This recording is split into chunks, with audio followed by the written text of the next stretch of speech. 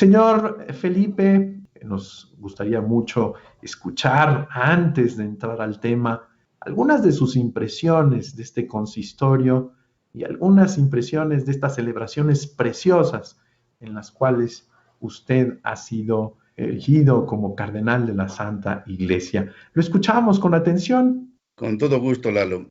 En primer lugar, el problema de la pandemia. Era muy complicado ir. Tuvimos que tener no solamente la prueba negativa de COVID, sino documentos de Roma, de la Embajada de Italia. Llegando allá nos aislaron 10 días íntegros sin salir de nuestra habitación. Nos hicieron prueba al llegar y prueba al terminar los 10 días. Y dimos negativo, ya pudimos medio salir un poquito. Pero bueno, eso fue secundario. Lo importante es estar con el Papa, estar con la Iglesia, estar con los demás hermanos, con muchísimas limitaciones. En la fe, pues trascendemos eso. El Papa nos insistió mucho en la fidelidad a Jesucristo y el servicio a la Iglesia universal. Son como dos líneas fundamentales que las reforzamos. Un momento muy emotivo fue cuando estuvimos con el Papa Benedicto, que ya con muchas limitaciones, pero la mente muy lúcida, un poco de problemas para hablar, pero un signo bellísimo de estar con los dos, Francisco y Benedicto. Esto es la Iglesia. No es una competencia, no es una lucha, sino es el servicio a Cristo y a su Iglesia, a nuestras comunidades. Señor Alberto, me permito empezar con usted. Es muy importante todo su camino, todo su recorrido de servicio, en donde la educación y, por supuesto, los esfuerzos pastorales en esta materia han sido una constante. Me tocó indignamente ser sucesor de Vasco de Quiroga y creo que tiene actualidad la obra, la figura de Tata Vasco, precisamente como modelo de educador. Él no vino a imponer, vino a entregar su vida y, como dijo el Papa Francisco cuando estuvo en Morelia, él fue un español que se hizo indio, de manera que las culturas para él lo hicieron de una mente muy abierta, universal. Y pues nos dejó aquí una herencia maravillosa al dejarnos en este pueblo purépecha un mestizaje en donde él decía que las personas son como cera que hay que modelar. Ya mencionábamos, señor Felipe, hoy celebramos a la Inmaculada. Tata Vasco nos dejó a la María Inmaculada de la Salud. No todo está podrido, corrupto en este mundo. Tenemos en María un ejemplo de una mujer limpia, de una mujer alegre, libre, que por gracia de Dios fue preservada, pero que por libertad propia correspondió. Fue educada en el hogar de Ana y Joaquín, en el pueblo de Nazaret, en la comunidad de Israel. Ella conocía a los profetas, los salmos, y bueno, pues hoy nos acogemos a ella para transitar, para caminar hacia un mundo más limpio y de mayor respuesta a la invitación de Dios. Entrando en estos temas, el Papa Francisco ha sido un apasionado de la educación desde que era arzobispo de Buenos Aires. Él decía, la educación es una pasión que se renueva. Y tomando el hilo de lo que ya el Papa Benedicto dijo en Roma acerca de la emergencia educativa, pues él nos ha ido llevando. Y en esta encíclica, pues no es la excepción. Hay muchos puntos que se refieren a la educación para la fraternidad. Y el pacto pues nos compromete a todos, nos invita a poner nuestro mejor esfuerzo en favor de cada persona, pero también en favor de la sociedad. Una sociedad que no puede ser uniforme, sino que tiene que ser, como él lo dice, poliédrica, es decir, tomando la diferencia que hay en cada pueblo, en cada cultura y siempre en favor de los niños, de las niñas y en favor de una comunidad en donde aprendamos a ser hermanos. Es un aprendizaje que requiere toda una educación en donde todos estamos comprometidos. Señor Felipe, señor cardenal, usted fue responsable de la dimensión de pastoral de la cultura en la Conferencia del Episcopado Mexicano y definitivamente Fratelli Tutti y el Pacto Educativo Global hacen un análisis de este cambio de época, de esta cultura del descarte y por supuesto también de esta pandemia que se nos ha atravesado a toda la humanidad en su conjunto. En este contexto le dejo la palabra. Muchas gracias. Toda nuestra vida es un proceso de educación, de recibir y de dar y de aportar. Somos unos deudores de otros. Somos lo que nos hacen los demás y lo que nosotros colaboramos para que sean ellos. Pero el Papa en esta encíclica Fratelli Tutti empieza con una descripción bastante oscura, negra, y le llama incluso las sombras de un mundo cerrado en el primer capítulo. Y hace una serie de observaciones, enuncia muchos datos que angustian y que estamos viviendo en todas partes. Me permito solamente enumerar algunos de ellos y algunas frases que él dice, porque son problemas para la fraternidad, problemas para la educación, y que necesitamos educarnos precisamente para combatir estas sombras de un mundo cerrado que le llama. Habla mucho sobre una economía global para imponer un modelo cultural único, donde como siempre los que más tienen, más saben, quieren imponer y no les importan los demás. Dice, por ejemplo, la política se vuelve cada vez más frágil frente a los poderes económicos transnacionales. La política ya no es así una discusión sana sobre proyectos a largo plazo para el desarrollo de todos y el bien común, sino solo recetas inmediatistas de marketing que encuentran en la destrucción del otro el recurso más eficaz. Pugna de intereses que nos enfrenta a todos contra todos. Entonces tenemos que educarnos para lo contrario, y eso no es nada fácil. El Papa nos invita a una educación en estos aspectos. Aquí en el primer capítulo es bastante negativo, pero termina diciéndonos tenemos que hacer algo.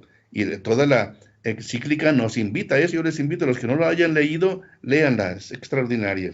La falta de hijos que provoca un envejecimiento de las poblaciones, junto con el abandono de los ancianos a una dolorosa soledad. Tenemos que educarnos precisamente para tener en cuenta lo que es la familia. Y sigue insistiendo que una cultura de hacer muros, de levantar muros, muros en el corazón, muros en la tierra, para evitar este encuentro con otras culturas, con otras personas. Él lo denuncia mucho. Si somos una humanidad, más allá de religiones y de razas, pues somos una humanidad. Habla aquí de las pandemias y otros flagelos de la historia, pero advierte claramente, no quiero decir que se trata de una suerte de castigo divino. Eso lo dice con toda claridad el Papa. Nos hemos alimentado, dice, con sueños de esplendor y grandeza y hemos terminado comiendo distracción, encierro y soledad.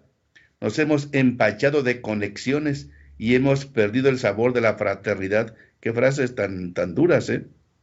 La obsesión por un estilo de vida consumista, sobre todo cuando solo unos pocos pueden sostenerlo, solo provoca violencia y destrucción recíproca. Luego habla algo que quisiera también leer algunas frases, lo que él titula La ilusión de la comunicación. Vean qué frases dice. Se acortan o desaparecen las distancias hasta el punto de que deja de existir el derecho a la intimidad. Todo se convierte en una especie de espectáculo que puede ser espiado, vigilado, y la vida se expone a un control constante. En la comunicación digital se quiere mostrar todo, y cada individuo se convierte en objeto de miradas que hurgan, desnudan y divulgan, frecuentemente de manera anónima. El respeto al otro se hace pedazos. Sin pudor alguno puedo invadir su vida hasta el extremo. ¿En qué cosas nos está diciendo? Y que tenemos que educarnos para ir superando estas situaciones que estamos viviendo. Sigue diciendo, movimientos digitales de odio y destrucción. Los medios de comunicación digitales pueden exponer al riesgo de dependencia, de aislamiento y de progresiva pérdida de contacto con la realidad concreta, obstaculizando el desarrollo de relaciones interpersonales auténticas. Hacen falta gestos físicos, expresiones del rostro, silencios, lenguaje corporal y hasta el perfume, el temblor de las manos, el rubor, la transpiración, porque todo eso habla y forma parte de la comunicación humana. Las relaciones digitales que eximen del laborioso cultivo de una amistad, de una reciprocidad estable e incluso de un consenso que madura con el tiempo, tienen apariencia de sociabilidad, pero no construyen verdaderamente un nosotros, sino que suelen disimular y amplificar el mismo individualismo que se expresa en la xenofobia y en el desprecio de los débiles. La conexión digital no basta para tender puentes, no alcanza para unir a la humanidad. Hay ebullición de formas insólitas de agresividad, de insultos, maltratos, descalificaciones, latigazos verbales, hasta destrozar la figura del otro. Redes de violencia verbal a través de Internet. Información sin sabiduría. El cúmulo abrumador de información que nos inunda no significa más sabiduría. Pero después de este panorama tan negro, tan oscuro, termina diciendo, Dios, sin embargo, sigue derramando en la humanidad semillas de bien y nos invita a la esperanza. En este Adviento estamos en tiempo de esperanza, las cosas pueden cambiar, pero para eso tenemos que educarnos. No solo esperar que otros se eduquen, sino yo mismo educarme. ¿Cómo me puedo yo educar para enfrentar estas situaciones? El señor Alberto, el señor Felipe nos ha puesto la mesa. Verdaderamente el capítulo 2, que es el centro bíblico, diría yo, el centro espiritual de Fratelli Tutti, precioso. El tema es la parábola del buen samaritano. Lo escuchamos con atención. El Evangelio es inagotable y es siempre actual. Esta página del Evangelio de San Lucas nos hace entrar en lo que hoy el Papa quiere recalcar. Un extraño, un extranjero, es el que se hace prójimo. Desafortunadamente, como dice el Papa, pasaron personajes muy ligados con la religión, levita, sacerdote de la ley, y miraron para otro lado. Ni quisieron darse cuenta de aquel pobre que estaba tirado en el camino.